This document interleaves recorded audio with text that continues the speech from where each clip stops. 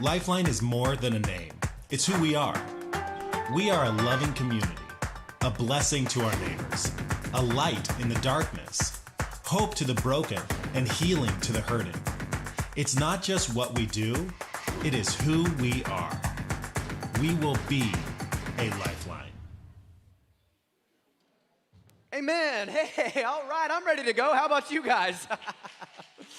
Awesome. It's so good to see you. So good to see you in church today. My name is Elliot. My wife Tiffany and I have the great privilege of pastoring this group of people called Lifeline Church. Give it up for yourselves because you are amazing. Let's welcome everybody watching online too. Come on, give it up for them. Give it up for them. We're so glad that you're able to join us. I'm so glad that you are able to join us. And if you know this with me, we got a mission here, and it goes like this: be a lifeline by leading people to becoming lifelong followers of Jesus. I believe that no matter what, no matter if you're here in person, no matter you're watching online, maybe you're watching a week from now on YouTube, I don't know, but no matter what, I believe God has a message of hope, encouragement, and love that he wants to speak into your life today. If you believe that with me, say amen. Come on. Amen just means let it be done. It activates our faith, and it's just a beautiful thing to say, you know what, Lord? Speak to me today. I want to hear a message from you, and I need a word of encouragement today. So, Lord, yes, amen, and let it be done. We're in week 3 of this series called Be a Lifeline. Come on, who's enjoying this? Anybody? Anybody enjoying this series other than me? I know I am. Last week we talked about wins. Is anybody looking for wins last week? Anybody who watched that message? I know that meant so much to so many people to learn to celebrate wins in our life, to learn to celebrate wins in our family, at our workplace, just learning to look for the positive and look for those small wins so that we can continue to stay motivated and keep moving forward. These days, that's just ever so important. Now, next week, we're bringing a message called course correction. It's called course correction. Everybody say course correction. Course correction is talking about values, personal values, and how we all have strengths to share, but how we also have weaknesses that can be developed. It's called course correction. Pastor Tiffany's going to bring that message. I know y'all are excited about that. Like, man, I cannot wait to see her back with a microphone in her hand. Come on, what are we waiting for? Now, yeah, that's right. You can cheer for that. That's okay. I know we got a cheering church anyways, and so come on, bring it on. It's awesome. Now, if you want to be healthy, talking about today's message, if you want to be healthy, you need to be making consistent progress in your life, taking regular next steps. In fact, when is the last time you took a solid step in your spiritual journey? Just think about that for a second. When is the last time I took a solid step forward in my faith? I'm willing to bet that many of us can't remember because of the times we're just trying to get by. Isn't that right? We're just trying to get by with everything that's going on, and every week seems to be worse than the one before, and then next week there's going to be bad news again. It's like, oh, I'm just trying to get by. But the Lord doesn't want that for us. He doesn't. The Lord wants us to prosper. He wants us to thrive. He wants us continually growing. Let me tell you something about stagnation. Stagnation leads to sickness. It's just always the case. Stagnation leads to sickness. In fact, any living thing that is not growing, even through slow growth, slow stages of growth, is in fact dying. Every living thing, it's just science, y'all. If we're not growing, we're dying. And I've been growing plenty these days, and so I know I'm healthy.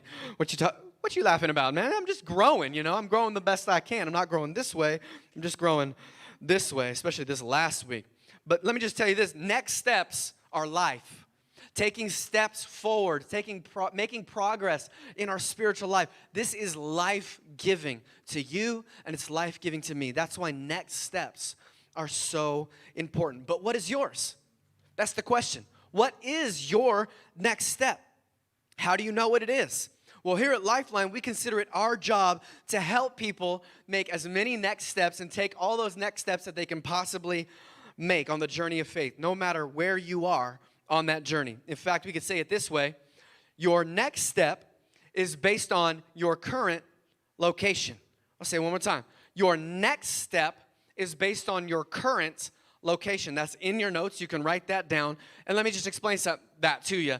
The last time you saw a "You Are Here" pin, that's what this message is called. You are boing, here, with a little pin right there. When's the last time you saw that? Probably in a mall. Or probably at some place you either never been or a really big place, and you're trying to figure out where you need to go next. GPS. Come on. God positioning satellite. Come on, I know what you're talking about. It's awesome. But that little pin right there, you are here. You can't take a next step very well if you can't orient to where you are in the present. So that's why it's so important to recognize what step am I on so that I know what next step I can make in my life that's going to bring breakthrough for me, bring breakthrough for my family, bring breakthrough at work, just bring in your whole life. Knowing where you are spiritually helps you to get to where you want to go. Amen? Amen. It's a good thing. Maybe you have given your life to Jesus, and your next step is to share him with others and meet with other believers regularly in a life group. Maybe you've been in life groups, but your next step is to actually lead one. Maybe you have a daily reading plan, but your next step would be a more in-depth study or a discipleship program, something like that. Maybe you've been coming to church a while, but your next step is to go through Growth Track and join the team.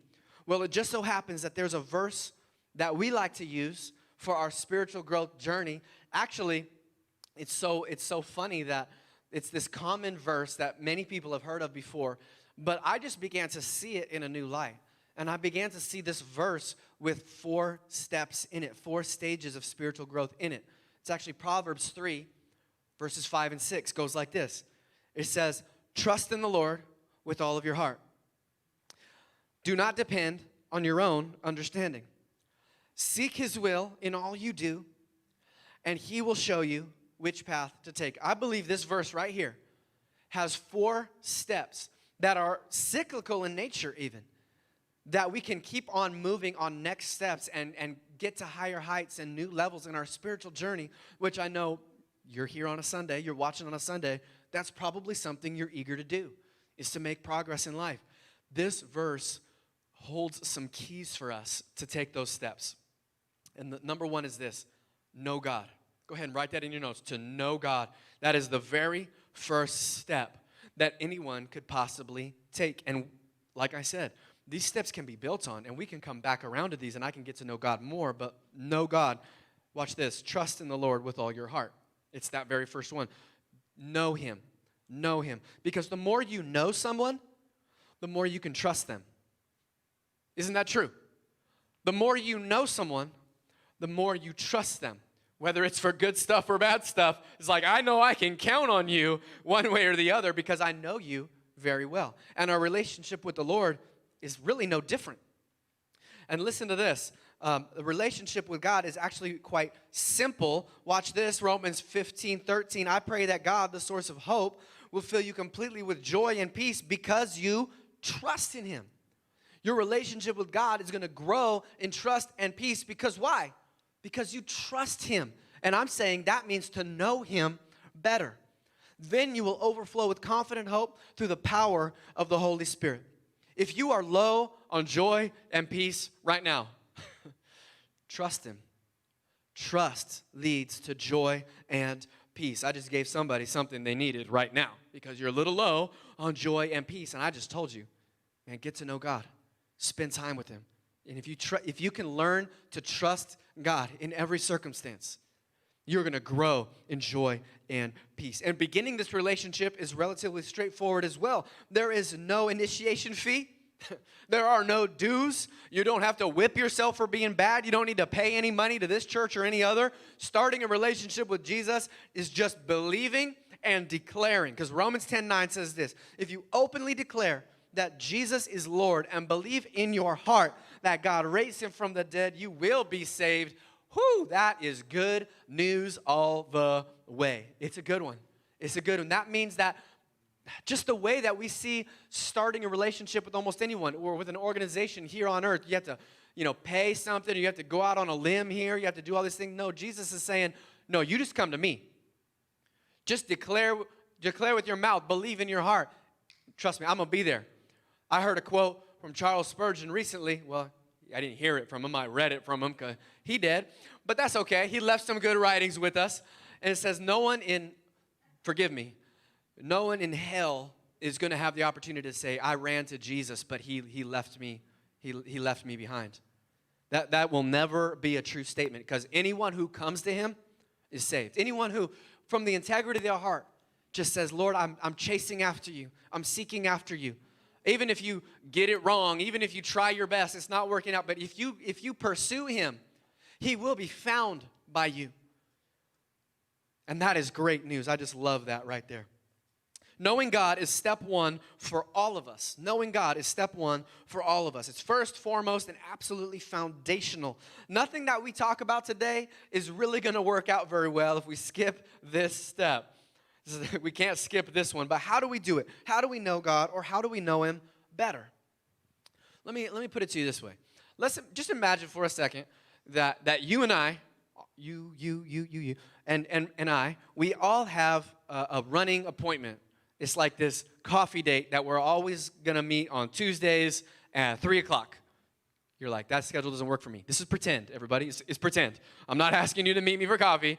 No, I'm just saying, let's say we have this standing appointment. And let's say, for example, first of all, that I am always 10 minutes late. Every time. I'm kind of a lollygagger, and it's 3:05, 3:06, 3:10. I come like, oh, man, the train really just got in my way. And then the next week comes 3:06, 3:07, 3:08, and I come in, oh, man, traffic was so bad. And my grandma was sick. I had to go see my grandma. I'm so sorry about that. And then the next week, oh, grandma, she got sick again. Hold up a minute. I'm starting to trust you. I'm starting to believe that you're just a lollygagger. And over time, if I continue to meet you in this way, you are going to know me as someone who's just late. And so if I don't show up, let's say it's 3:20. What are you going to think? He's just late. That dude's always late. He's never on time. And so I know this about him. He's a lollygagger, and he's going to be late. Now, let's switch it up a little bit. Let's say you and I have a standing appointment, 3 o'clock, to have coffee, and I'm always 5 minutes early. 2:55, and I'm Johnny on the spot. I beat you there most of the times. 2:55, because y'all look like, well, no, y'all look like you're punctual. That's good. But I show up early every single time. Now, a year goes by, and I don't miss one. I don't miss one appointment. I'm always 5 minutes early. Now, let's say it's 10 minutes after 1 week. What are you going to think? I'll tell you what you're going to think. You're going to think, is he okay? You're going to think, man, there must be a really good reason that he's not here. Why? Because you trust me. Because you know me. You know how I work. Look, knowing God can happen today. Absolutely. You can start that relationship and you can know him. But knowing God well enough to know what he's up to in crazy circumstances, and it looks like, oh, God, he's late. He's late. No. When you know him well enough, you know that there must be a good reason for him showing up late. Some of you are waiting on some things from God, but I'm telling you, he's not late. He's not late. He's on time. And there is a very good reason that he's not showing up for this certain thing in your life. And the more you get to know him, the more you are going to trust that. And you're going to overflow with joy, number one. Number two, you're going to have peace. You're going to know this is okay. Even if he's not stopping this storm in my life, it's okay. Because I know him. Because I trust him. Because I know he can work all things together for the good of those who love him. And that can only happen through knowing God more over time. What do? We need to spend consistent time with God for this to happen. Remember this, write it down, put it on your mirror. Spend consistent time with God. Strangely enough, the way that you get to know anyone is the way you get to know God. Strengthen your relationship with God by spending time with him consistently through this, daily devotions. Daily devotions. This might be simple for some of you, but hey, this is a first step for someone else. Okay, so bear with me. The first 15 means this: 5 minutes in the Word, 5 minutes in prayer, and 5 minutes listening to some worship music. I could preach a whole series on those three things as foundational practices for every Christian. But let me just tell you, these are three things that we really can't leave out if we want to have a healthy relationship and really know God and have a healthy relationship with Him. Now, I don't have to punch a clock, so I got time in the morning. So I like to bump it out to like the first 45 instead of the first 15. But if it's your first step, man, just get on a reading plan. Any reading plan. Check it out. Get on that Bible app, the YouVersion Bible app. And I'm on the Solid Life reading plan. I like the whole Bible, but there's a New Testament one too. It's only one chapter. Hey, you can read one chapter a day. You can do this. Absolutely. And it shouldn't take you more than just a few minutes, but let me just tell you, over time, if you consistently meet God for coffee and just continue to meet with Him and show up on time to that appointment and continue to get to know Him, He's going to begin to speak to you, and you're going to begin to know His voice. Spending time in prayer is so simple, a lot more simple than people think. Look, just try this. When you're trying to pray, if you're not sure how to pray, start by just thanking God for everything you could think of. Thank God for everything you could think of. Thank you for the bed I slept in last night. Thank you for the roof over my head. Thank you for this family that's still in my life, even though all your family's not in your life. But thank you for this family that's still in my life. Just thank Him for everything you could think of. And then next, what you can do is you can ask Him for everything that you need. Thank God with all things through prayer and supplication, giving thanks for all things. And then make your requests known to Him. Thank God for everything. Ask God for anything. Prayer 101 right there. You can thank Him and ask Him. That's what prayer looks like. And as far as worship, spending some time in worship music, man, let me just tell you, this is gonna really help give you a good day in the morning as well. Get you on Spotify, get you a playlist, get you some songs that you like. You know, you got songs that you like that nobody else likes, but that's okay. It's your time. All right, go for it. You like that song. Put it on repeat if you want. Listen to it. Find new ones. Spotify is good for that. They introduce new songs to you. But spend time with God. It only takes 15 minutes.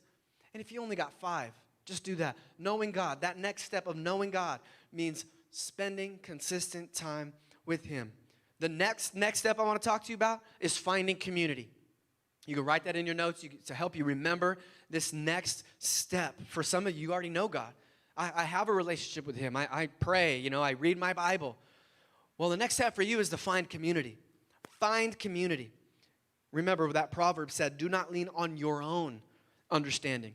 God doesn't intend us to live life alone. But this step is easily the most fun step of the journey of faith, is to find community. It's the most fun. And if it hasn't been fun, you haven't been doing it right. Really. It's supposed to be fun. Finding community is supposed to be filled with joy. It's supposed to bring joy to your life. Honestly, so Acts 2 says this, and all the believers met together in one place and shared everything they had. They sold their property and possessions and shared the money with those in need. They worshiped together in the temple each day. Each day. They went for it. And met in homes for the Lord's Supper. They shared their meals with great joy and generosity. They ate together.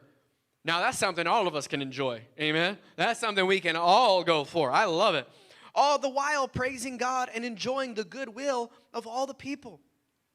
And each day the Lord added to their number those who were being saved. What we're seeing here is pure joy as a result of finding community with other believers, one another, that we can encourage each other. We can pray with each other. We can just be with each other. It's so much easier than people think it is. People already meet in groups. People already group up pretty simply. I'm just saying, meet up and throw some believers in there. Look, and if you're a spiritual person, prayer is going to come up. Bible needs are going to come up. These are not Bible studies I'm talking about. These are not discipleship programs I'm talking about. These are groups of people that just meet together because they like to spend time with each other. That's what it looks like to me in Acts 2. They were just sharing the Lord's Supper together.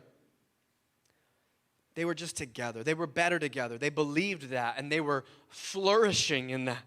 And the way that we get and stay together primarily here at Lifeline Church is through life groups. But the added benefit to this step, and what I want to remind you of, and the kind of angle I want to bring to you today is that this is supposed to be easy. This is supposed to be simple. This is supposed to be something that comes natural. A lot of people struggle with this for some reason. Without fail, when people aren't ready, people I talk to, when people aren't ready to get into one of our life groups or maybe lead a life group, it's because they feel pressure. It's because relationships feel like pressure sometimes, or they don't even think about it as a relationship. It's like something I have to do, and it's pressure to perform, pressure to measure up, and all that will be a sacrifice to their time, et cetera, et cetera. But if it feels like any of that, I'm telling you, it doesn't need to feel like that. That might be something you're trying to fit into a model that, your grandma told you about. You're trying to fit into something that it always has to be a Bible study. It always has to be some spiritual formation group. No, I'm saying just spend time together. Can I say it any other way? I'm trying to think of multiple ways to say this, but just spend time together. It's supposed to be fun. Let me tell you about my life group, because a lot of you don't know, I actually am in a life group. It's so much fun. It's actually one of the highlights of my week. Right after this, I love Sunday. Even the kids in the house, Sunday fun day. We love it. We love church. We love showing up. We just love the music. We love getting to see all you. But our life group, we don't even really call it that. We just group up, and it's life. You see what I'm saying? It's so simple. Let me tell you a little bit about it. There's people I know that come to it. There's some people that I don't know that kind of show up, and then they trickle in and out. Some people I'm getting to know even better. It's in my neighborhood, so some of my neighbors come to it. There's always food. There's always people laughing. There's no clear leader to it. There's no clear leader because people just kind of are showing up to spend time together. You don't really need a leader for that. You know what I'm saying? Just someone to come up with the idea and offer their house, but it doesn't mean they're in charge. You show up to a little gathering where people are eating together. Does there need to be anybody in charge? Really? Honestly, let's talk about this. No breaks needed for the holidays. Look, for years we've done small groups, life groups and stuff, and we always encouraged breaks. Take a break. It's going to go easier. But if we tried to take a break at our life group, there would be riots. There would be riots on our court. They would be throwing Molotov cocktails. They'd be burning places down. They would be mad about it because we love it. Do you understand? You don't need a break from something you love. When you have to miss, it's oh, dang it. Should be something we look forward to every single week. Chances are there's something kind of like that in your week as it is. I'll get there in a second. There's a text thread, that little text thread going with a little group of you, and it's bugging you all day long. It's always bzz, bzz, bzz, bzz. Stop it. But it's going 24/7. That's kind of what our life group is like. Extras come and go week to week. Is somebody who doesn't normally come. They come and then they kind of go. But it's a core of about 6 of us. That's grown to about 9 with our kids. Anyone could miss and it wouldn't get canceled. There's no Bible study. I'm a pastor, and we never crack open our Bible. We've got time. There's a time and a place for all of that. And some of you are oh, that's sacrilege. How dare you hang out with anybody and not crack open your Bible? How do you live? You're not even spiritual. Let me tell you something else, though. It's not like you think. Bible topics come up. Why? Because we're spiritual people. There you go. Prayer needs come up. Why? Because we're praying people. It happens over time, though. One of the group will come by and go, hey, can I get some prayer over this one thing? Yeah, of course you can. Yeah, of course you can. That's what a life group is supposed to look like. That's what a life group is supposed to feel like. What I'm here to tell you is this. This is what we should do. Spend consistent time with believers. Spend consistent time. Make it something weekly that you can be a part of. I don't even care if you tell us about it. We'd love to if you told us about it so that people from the church could go to yours, but make it happen. This is a next step for so many of you. Strengthen your relationship with others by meeting with a small group of believers regularly. Life groups are not supposed to be Bible college or even necessarily Bible studies. They can be if that's what you really like and enjoy, and all the people that are coming like and enjoy. That's what it's supposed to be.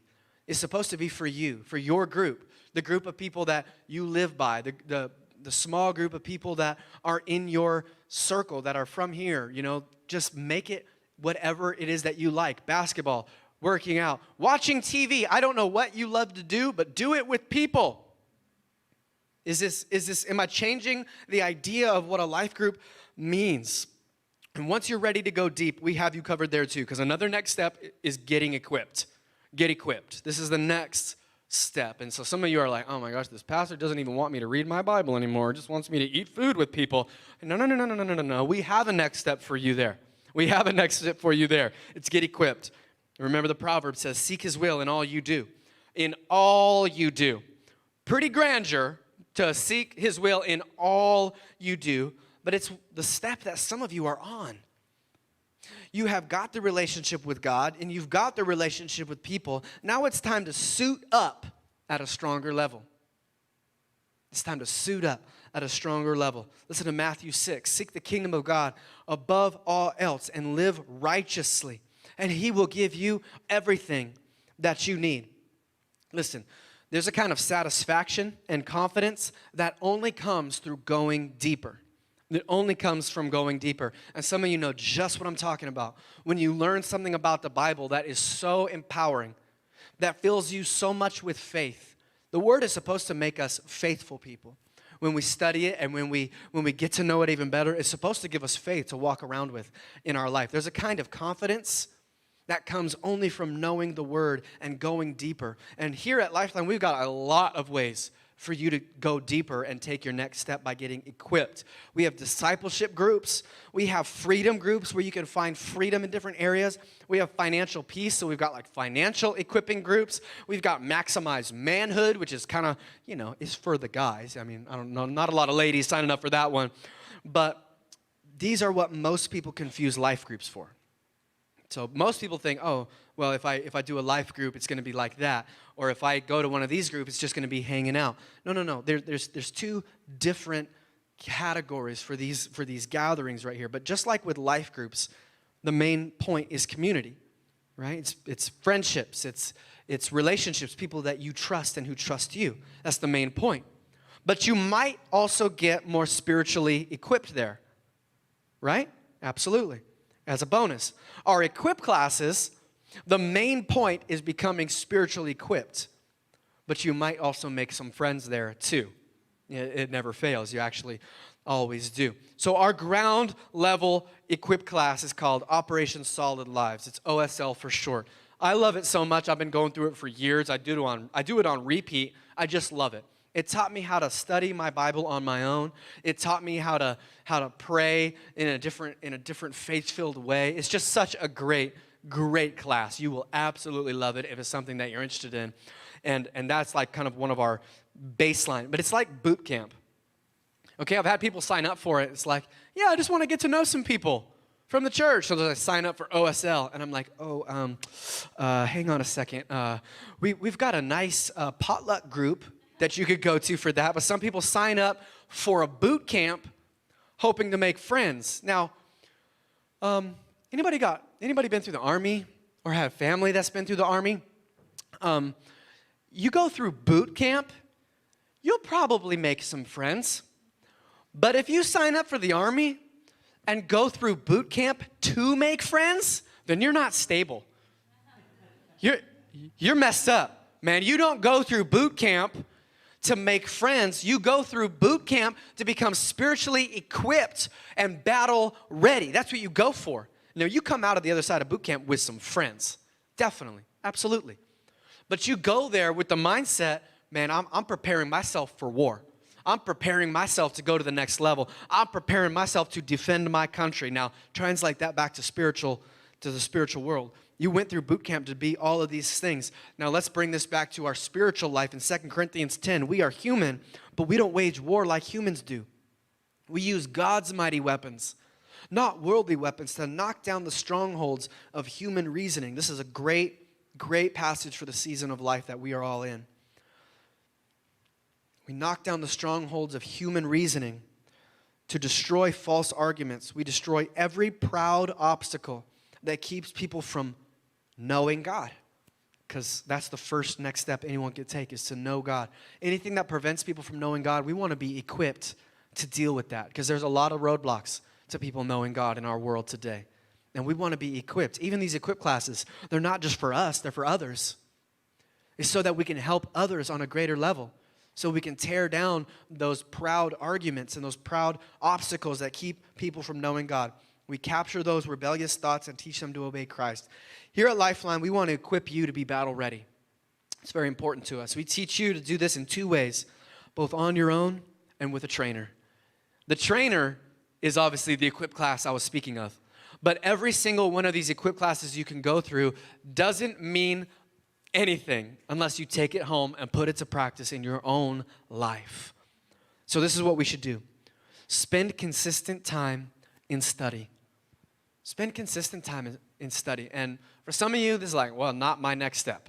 I'm kind of new. I'm kind of just figuring things out. Hey, these are next steps for all people at different levels, okay? But maybe your next step is to get into one of these equip classes, is to go deeper in the Word of God and know it more fully for yourself. Sign up for one of our equip classes, and you can use one of our fancy pants new connection envelopes to sign up for one of these and just write it down in there.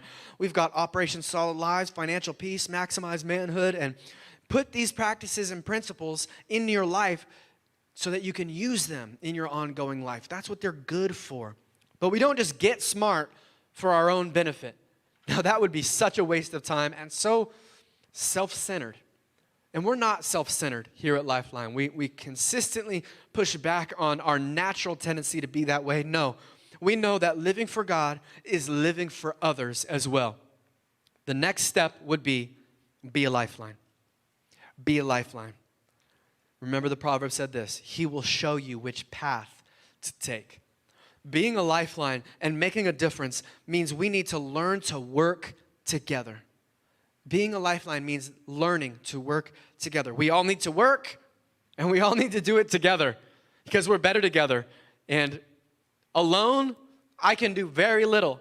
But with this team, we can get a lot done. And the same is true for every single one of us. Listen to this in Romans 12. Just as our bodies have many parts, and each part has a special function. I'm showing you, is this a good illustration for that? I'm feeling kind of silly now. Verse 5, so it is with Christ's body. That's us. We are Christ's body. We are many parts of one body, and we all belong to each other. In His grace, God has given us different gifts for doing certain things well. There's two things that Paul is trying to encourage us to do in writing this. Serving and serving together. Lots of people like to serve, but they like to do it on their own. A lot of people like getting together, but they don't like working. Paul is trying to get us to consider, no, pick up your shovel and get with the team and get shoveling. When I used to work construction, I know it's kind of hard to picture me working construction, but I did. I used to work construction, and it was kind of a fun thing. I really liked it. We built track homes. Track homes are like ready-made houses. They're like a whole city block. All the foundations are there. And then I was a framer, and so we would go in, and I would stack all the studs in a row. And I really enjoyed that work, actually. I was the framer, but then that wasn't the only crew you had. You had a concrete crew. You had plumbing. You had electrical, you had roofing, and a whole bunch more that I don't even know about because I don't know a whole lot. Speaking of which, don't ask me to help you with anything handyman-wise. I'm just warning you right now. You're like, oh, Pastor can help. No, he can't. He can't. We had this wall mirror. I say had. This wall mirror. And I thought, man, this wall mirror would look a lot better if I just painted it the color that our living room is. And so it's just a mirror, and it's got this one frame around it, and it's nice and smooth surface. I mean, how can you mess that up, right? All you got to do is paint it. So I get my paint out, no primer, nothing, and it was like it had some stain on it, so it was nice and glossy, and I just got my paint out, took the mirror out. I thought I was good taking the mirror out. I'm not even going to get the mirror messed up. Man, I know what I'm doing. And I hit this thing, and it's like all these lines were in it. I'm like, what's going on? It wasn't sticking. So I'm like, this isn't right. It dried, and it looked hideous. And so I hit it with another coat. I'm like, man, let's try this again. And it was like even worse. There was these big old blobs on there. Y'all looking at me like I'm from outer space. Does anybody else struggle with painting? It's harder than it looks. It's just a square, and I couldn't do it. I'm like, okay. Went to the store, got a different paintbrush, got some primer. I'm like, man, I'm going to nail it this time. And I don't sand it or anything. I just put the primer right on top of all that. I put it right on top, and it's all like got these bumps and all these craters now. It started out smooth. It was a smooth surface to start with. We bought a new mirror, okay? The mirror is dead. The mirror is gone. I did not, don't ask me to help with anything like that. I know a guy I'll send you to, but that guy ain't me. Here's the thing about building these track homes, that if it was just one crew, if it was just one person, no, everyone needs to do their job or people can't move into these homes. Like, I may not be good at that, but I'm good at other things. But it takes all of us to bake this cake. You know what I'm saying? Let me describe it to you. Because people don't, with that illustration, people don't get to move into their homes. But let's bring it back to the spiritual. Let's bring it back to church. Unless we all do our jobs at this church, people are going to get missed. People are going to get missed. And I know that's a little strong. I know that's a little hard. It might even feel a little harsh for me to say it that way, but people will fall through the cracks unless everyone does their part. It's true. You know, I'm not coming down on you. I mean, some of you listening or watching online, some of you even here haven't been here very many times, and you're like, well, come on, give me a chance. You know, I know, you have a chance.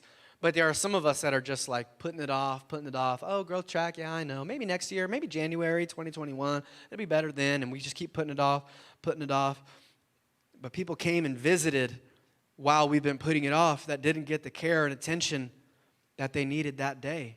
And it was you that they needed. That's about as tough as it's going to get all day, okay? I'm going to bring this back. That's as harsh as I'm going to be on anybody.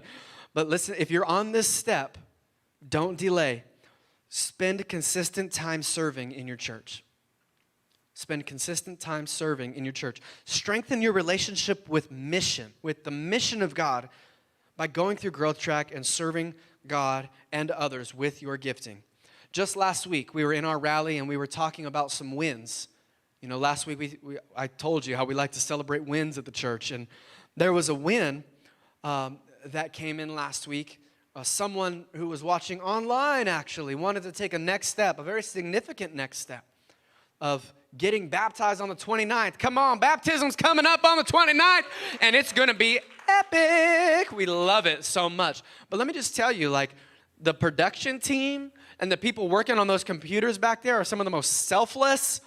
They get no credit almost at all. They're back there hidden behind the scenes, and it doesn't feel like you're doing anything. Honestly, you're looking at the computer screen, I click the button, I do all the things, and it's very hard work. But I came in today and was like, hey, listen up, everybody. Somebody took a next step and is going to go public with their faith because of what you did. That's a team that's getting run by like half a dozen right now, but it should be a team of about 14. And let me just tell you, let's just imagine for a second that the people on that team were like, you know, I don't feel like it. Maybe next year. Maybe they all went through Growth Track. They all moved their schedule around. They all showed up early. Some of them, baby on hip, showed up and said, hey, let's do this. And because they did all that, somebody's deciding to go public with their faith. We need to realize that every single position at this church, every single thing that you can do to volunteer, to be a part, makes a difference in someone else's life. And if you just think for 1 second that, oh, you know, pastor's good, he's got the microphone, what else do we need? No, that's not how that works at all. Not at all. The only reason that anybody thinks Tiffany and I do a good job is because we have a good team. It's the truth. The only reason that we get to receive all these like accolades and people think that we're doing such a great job is because we have a really great team of people who are selfless, that give themselves. And I want to just paint that picture for you to say, even if your part is so small, just showing up to serve, we're a body, we work better together. Maybe you've been coming for a while and your thought is, I'll get around to it, maybe next year. Let me remind you, this ask is not for me. This is for somebody's son. This is for somebody's daughter who needs to come to a church and needs to get a life-giving touch when they get here. And it's not going to be me who does it. I'm going to do the talking, sure, but it's you that they need. It's your smiling face, you shaking a hand or giving an air high five, whatever you do. It's you that they need. This church only works because we work together. This is the next step that circles back around, because this is where your next step of serving on the dream team becomes a next step, a first step for somebody to know God for the very first time. Visiting and getting to know God because you took a next step of being a Lifeline. So my question for you is this: what's your next step? I talked about all four, and I'm willing to bet right here and right now you're on one of these steps. And there's a way that you can lean into that next step. God knows what step you're on, and my prayer for you is that you would see it too and take the step. Is it time for you to find a community? Is it time for you to find a group of people that you can do life with who know you with the mask off? Is that what next step you're on? Is it time for you to get more equipped and grow deeper in God's word and truth? Is it time to start serving on the dream team and start saving lives that way? Or is your next step today to know God? Maybe your next step today is to finally get to know God. I say, God, I'm ready to pursue you. God, I'm ready to lean into you. I'm ready to take that step. I say, I want to get to know you, God. Because none of this is for me or the church or for anybody as much as it is for you to finally know him. That's why we go through all the trouble. That's why we do all this. Number one is to honor God, and number two is so that others can honor him by knowing him. I'm sure glad they were thinking that way when I showed up. A lot of you know I wasn't born in church. I wasn't raised in church. I came here later on, and I'm so glad that they were able to take this knucklehead right here and say, hey man, it's all right. We got you. We got a spot for you. We got a spot at the table for you. We got a seat saved right there for you. Come on, man. It's all good. I'm sure glad it was a church that welcomed people who were on that step. And that's what we're going to do. And if that's what step you're on, my prayer for you today is just that your heart would be open. Say, you know what? I'm ready to take a step of faith. I'm ready to lean into God. I'm ready to come back to God and say, God, I even wandered away a little bit, but I'm ready to come back to you. All of this is to help people know God. And if that's for you, I pray that you would take that step today. I want you to bow your heads and close your eyes with me. I want to take just a moment as well in the stillness and quiet of this moment to just allow God to speak to you for just a moment. In the quiet of your own heart, if you would just ask God in prayer, just in your own heart, just ask him, God, what are you trying to say to me today? What are you trying to speak to me today? What step am I on? What do I need to do?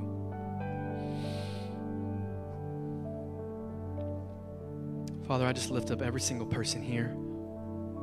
And I ask that we would be ready to receive your love, ready to begin a life of faith. Not of perfection, of faith, of believing, of simply confessing with our mouth and believing in our heart that you are who you say you are, the creator of the heaven and earth.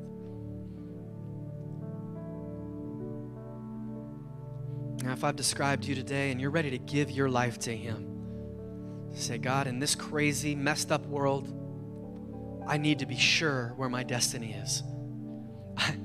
God, if nothing else, I just need one thing that I can stand on. And there's less and less that I can depend on. Lord, I need to depend on you. And I've been running from you or just avoiding you for long enough. I'm ready to lean in. I'm ready to dive in and to say, Lord, I'm willing to take a step to know you. And if that's you, just lift your hand right now and say, that's me. I'm ready to give my life to him. And if that's you online, amen. If that's you online, just say amen. Just type amen. That's me. I'm ready to give my life to him. We know that God's love can penetrate a computer screen. So if you're online and that's you, just say amen. And let's all pray this prayer together. It's a prayer of faith and believing that God is for us and he's with us. So just pray this prayer right after me. I'm going to say it, and you can say it right after me. Say, Father God, Thank you for sending your son, Jesus Christ, to die on a cross for my sin. I want to know you. I want to live for you. Show me the way and fill my heart to overflowing with your Spirit. Pray these things in Jesus' name. Amen. Amen. Come on, can we celebrate for everyone who made that decision? Today is good. Amen. We love it so much, so very much. Before we get going today, I just want to say again, I love you guys so very much. And it is my joy and privilege every single day when we get to come here and we get to see each other. I'm so grateful. I'm so grateful I get to see each and every one of you. And I take less and less for granted every single day. Amen, everybody? I take less for granted. And this is a privilege and a joy that we get to see one another. And I'm just overflowing with that. Not in my notes. I just needed to say it to you. I really do love you and appreciate every single one of you. Even watching online, I'm so grateful for you. And so we've got these new connection cards. They're in the seat back in front of you. If you're so inclined to fill one out with your information, we can send information to you. Ever-changing days, ever-changing times. It's helpful to be in the loop via email or whatever. In case anything changes in the near future, we might need to let you know. So go ahead and fill one of these out, and you can put it in the giving box in the back. You can also use one of these cards for giving. They're kind of neat, man. They got stuff written all over them. I kind of like them. You can put them in the back there. You can use them to give with, and there's all the information on there. And there's also some next steps on there, namely the baptisms that's happening on the 29th. Oh, so very excited about that. I can't mention it enough. If that's you, we've got a sign up in the back for you, and you can also let us know via one of these cards. Also, there's a link in the video that you're watching right now. Of course, giving, there's 4 ways to do that. We go ahead and put that up on the screens there, and it's right below me. If you're watching online, it's on the screens there. I want to remind you that we give to God through the local church. We give to the community through the local church. God never set it up for you to give your change to McDonald's. I mean, hey, good thing. It's a great thing. But God set up a way for us to make a difference. And He set up His local church to do that. And I am so excited. I can't really tell you all about it yet, but the holidays are coming, and we love to be extremely generous during the holidays. So I want to encourage you, if giving's on your heart, you're about to be a part of something really awesome going on that we're going to get to share with you really soon. That's going to be popping off any minute. We're going to do something great for our community Thanksgiving-wise. And for Christmas, as always, don't forget to share this message online, and you can use one of these brand new invite cards or acts of kindness cards. You want to give somebody a bigger tip or just do something kind for someone, give them one of those acts of kindness cards that says, God loves you and so do we. And let's all stand to our feet right now. I want to pray a blessing over you before we go. You had enough curses thrown your way during the week. Most likely when you come to church, you ought to leave with a blessing. So let's all stand with our hands out in front of us just like this to say, Lord, I'm ready to receive something from you. God, thank you for every single one of these people listening to this message today. I pray that they're blessed. I pray that they're encouraged. I pray that they're built up from the truth of your word. Lord, I pray over the health, the prosperity, Lord, and just the hearts of all the people listening today. I pray that we would not let any root of bitterness grow down into our lives, but Lord, that we would operate from a sense of gratitude and humility, knowing every good and perfect gift comes from you, and we just receive that today. We receive your love, your peace, your grace. Lord, I pray healing over every single person listening. Maybe you're online today and you couldn't come because you are sick. I pray healing over your body in Jesus' name. Maybe you're not feeling very healthy even in the house today, just mentally, psychologically, emotionally. I pray healing in Jesus' name for you. Pray over the finances of the church, Lord. People struggling with work or with their hours, needing more hours, anything like that, Lord. I pray blessing over the finances of the church. I pray over every relationship represented in this room as well. Lord, in a society and when things are going downhill all the time and people are just getting used to fighting with each other, Lord, I pray that the church would rise up and be life giving to one another. Be encouraging to one another. Look for ways to bless one another with their words. Lord, I pray over every single relationship represented in this place, every family, Lord, every child, every parent, every cousin, extended families, friendships. Lord, I pray blessing over our relationships in Jesus' name. And come on, everybody said, amen.